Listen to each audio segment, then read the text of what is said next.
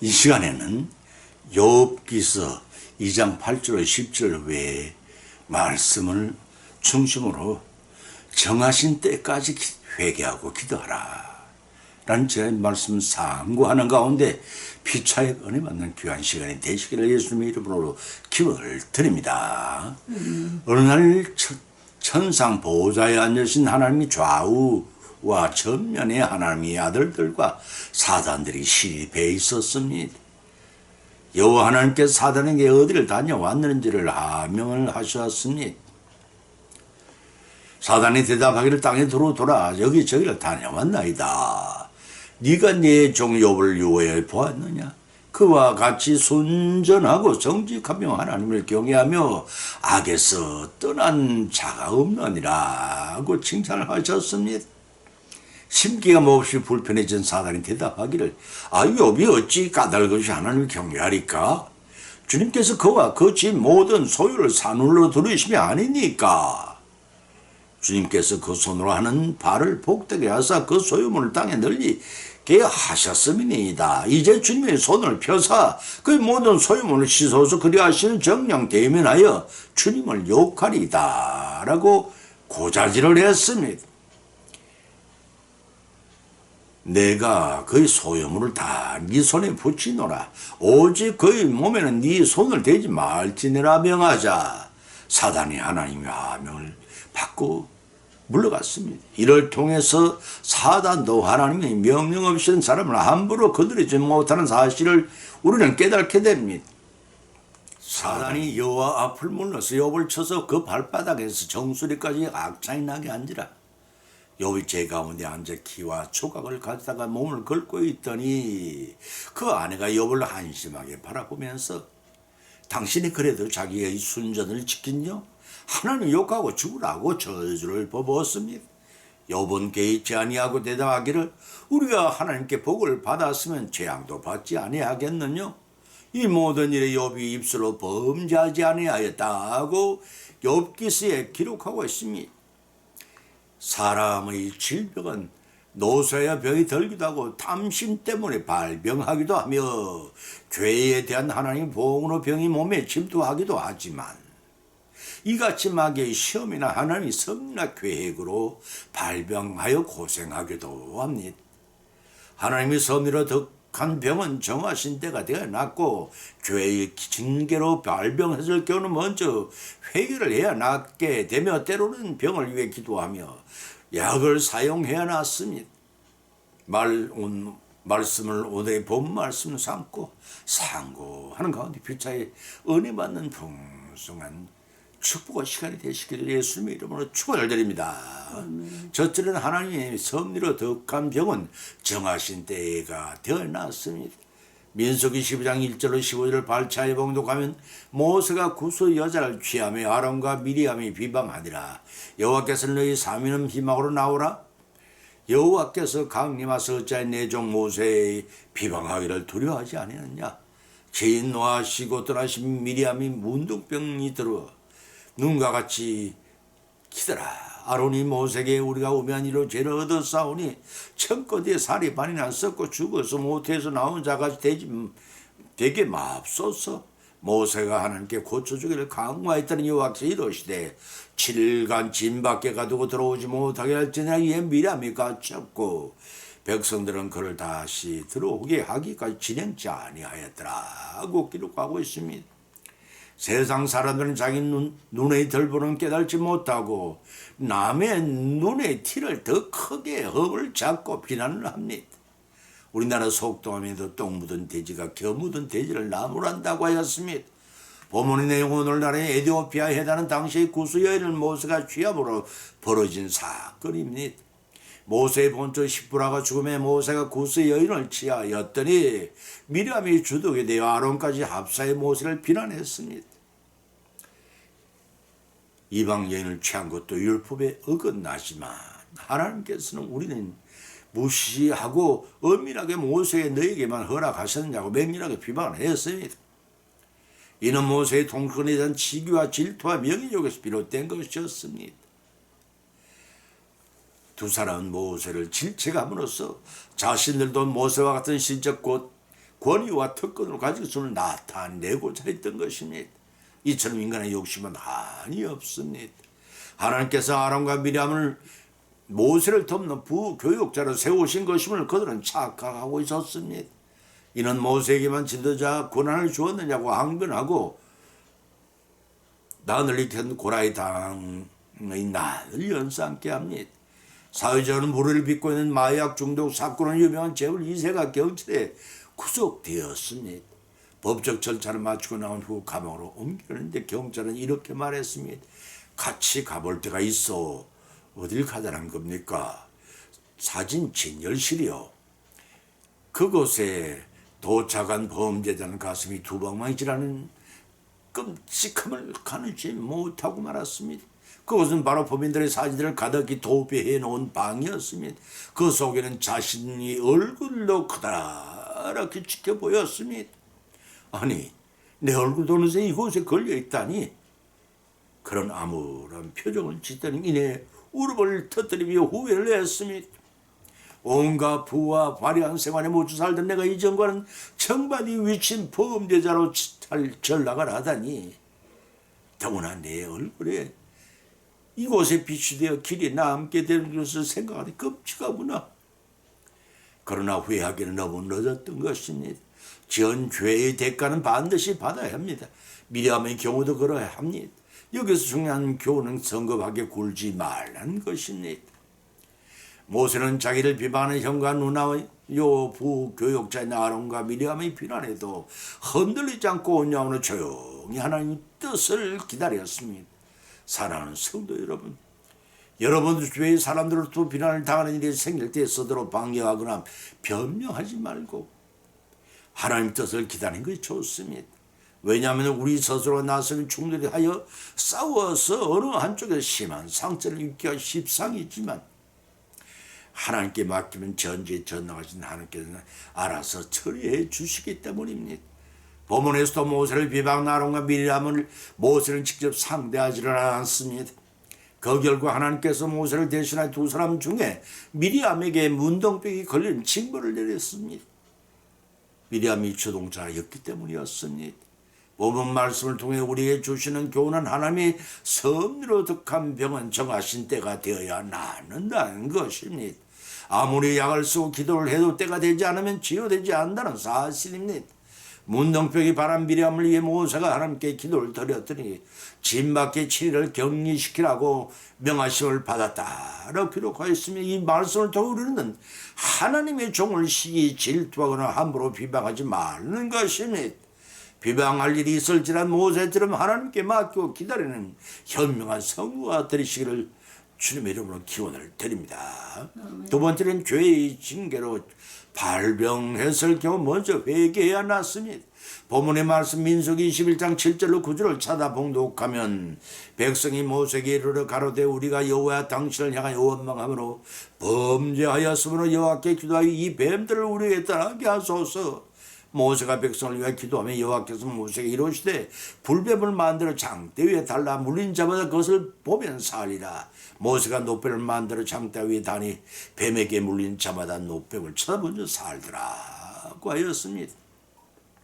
추리가 반 1세대 백성들이 대할 때마다 물에 빠진 사람을 건져내 주었더니 내 보따리 내놓으라고 하는 모렴치한 사람들을 생각하게 합니다.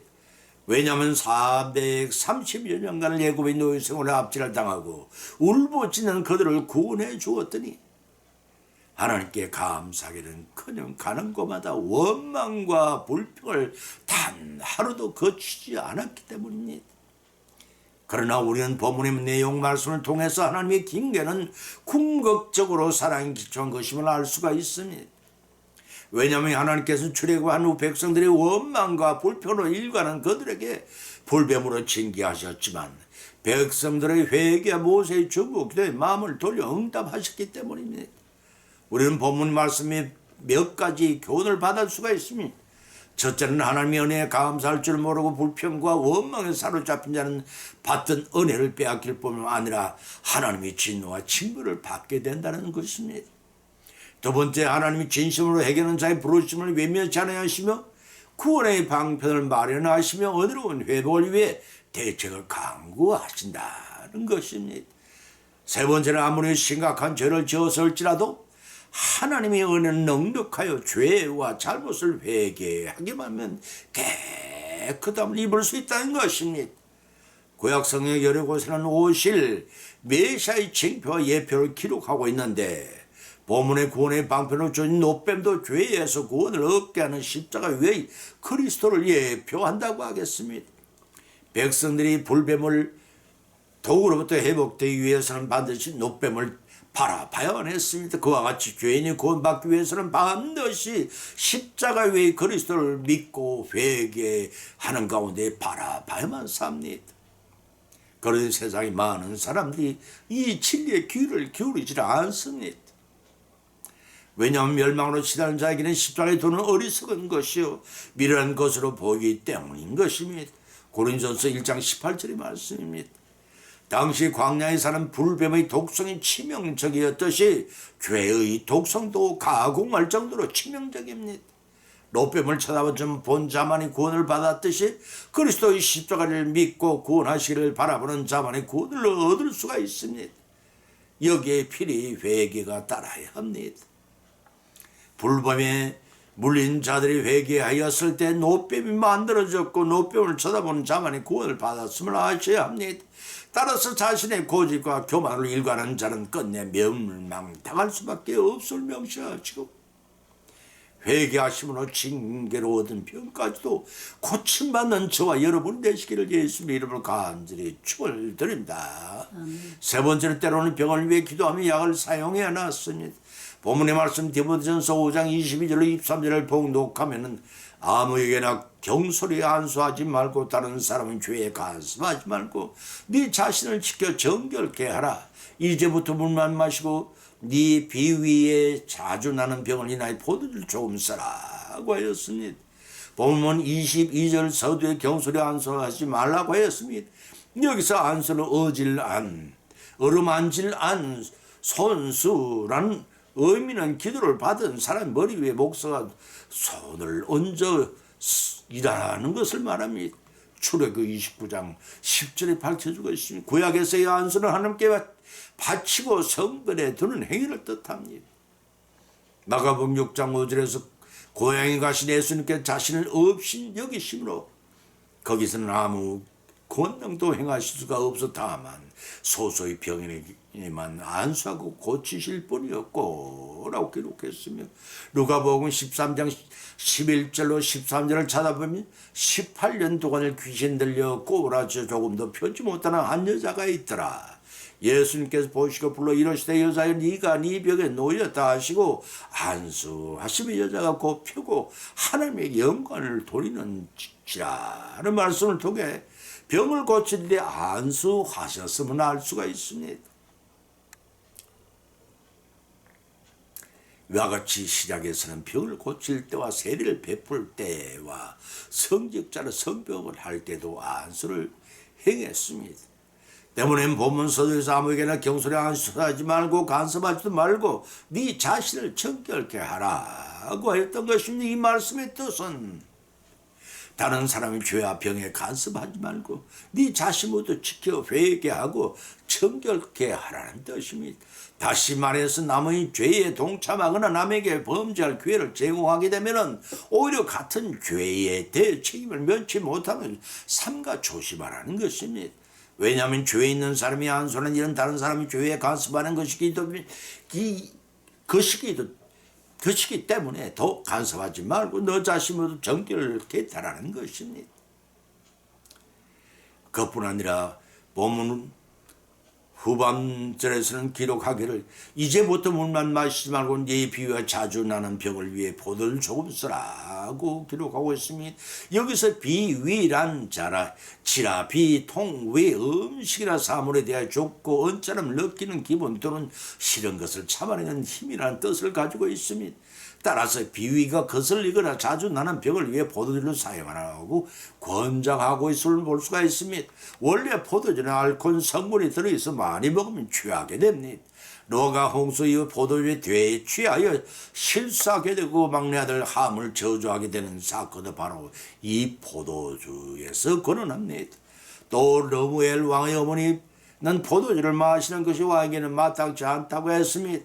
왜냐하면 술을 마시다 법을 잊어버리고 모든 강곤한 백성에게 공의를 굽게 할까 두렵다고 했습니다.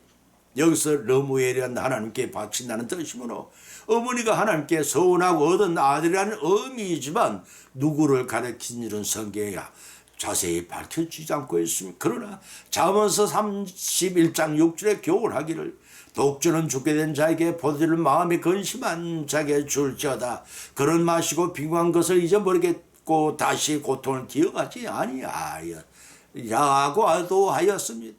이러한 본질 말씀을 통해 교훈받는 말씀은 병이 나았을 때 안수 기도를 함부로 하지 말고 장로나 목사에게 맡기라는 것입니다.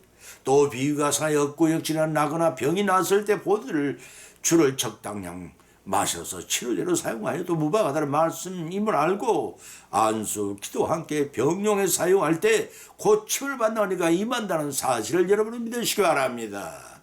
결론을 맺습니다. 오늘의 본 말씀을 상고하는 가운데 각자 믿음대로 풍성한 은혜를 받고 또한 세 가지 믿음대로 교훈을 받는 줄 압니다. 그 첫 번째는 하나님의 선대로 덕한 병은 정한 때가 되어야 낫는다는 것입니다. 미리암이 구스 여인을 후초로 들였다가 모세를 비방하다가 하나님이 섭리하심에 따라 문둥병이 들었을 때 진 밖에 7일 동안 격리시킨 후에 낫게 하신 것처럼 하나님이 정한 때가 되지 않으면 낫지를 않는다는 것입니다. 두 번째는 죄의 징계로 발병했을 때는 먼저 회개를 해야 낫는다는 것입니다. 아무리 열심히 기도하고 아무리 좋은 약과 의술을 만날지라도 죄의 징계로 발병한 병은 먼저 자신의 죄를 자복하고 하나님 앞에 나와 엎드려 죄를 사하여 주시기를 하나님께 간구하는 회개로 풀지 않으면 고침을 받지 못한다는 것입니다. 세 번째는 때로는 기도하며 약을 써야 한다는 것입니다. 히스기야의 경우는 종초에 무화과 나무 열매를 찌어 바르라는 말씀대로 해감으로써 육신의 병이 났고 죽을 병에 걸렸을 때 몇몇 기도를 드림으로써 수명을 15년 연장받는 은혜 또한 받았습니다. 예수님께서 네 마음대로 되라는 말씀 한마디로 병을 치유하시기도 하셨지만 장님의 눈을 뜨게 하실 때 침을 뱉어 흙을 개어서 눈에 바르시기도 하셨습니다. 이러한 교훈을 받은 것을 거치지 말고 우리의 신앙생활 가운데 실천을 하심으로써 아름다운 열매를 풍성히 결실을 맺어 믿음으로 승리하시는 저와 여러분이 되시기를 예수님의 이름으로 간절히 축원을 드립니다. 찬송가 471장을 올리겠습니다.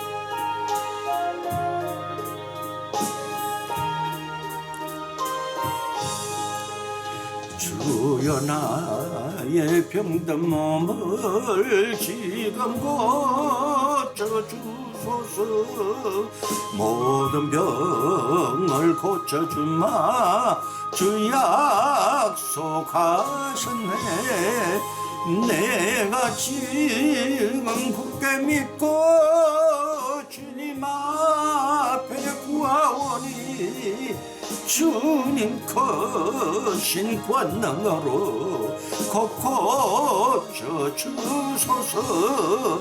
나의 주님 뜻이라면 나를 고쳐 주소서.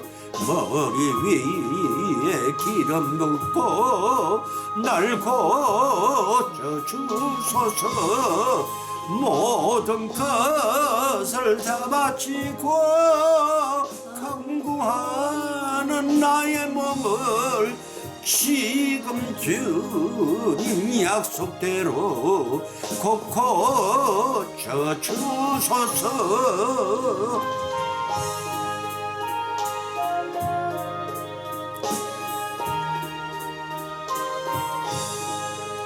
주님 위에 살겠으니 나를 고쳐 주소서. 내게 속한 모든 것은 다 주님 것이니 성령이여 강림하사 능력 있는 손을 펴서 나의 몸을 어루만져 고쳐 주소서. 나의 병을 고쳐주신 내가 믿사옵니다. 지금부터 영원토록 주 찬송하겠네. 나를 구원하신 말씀 어디든지 전하오리. 나의 병을 고쳐주신 참 감사합니다.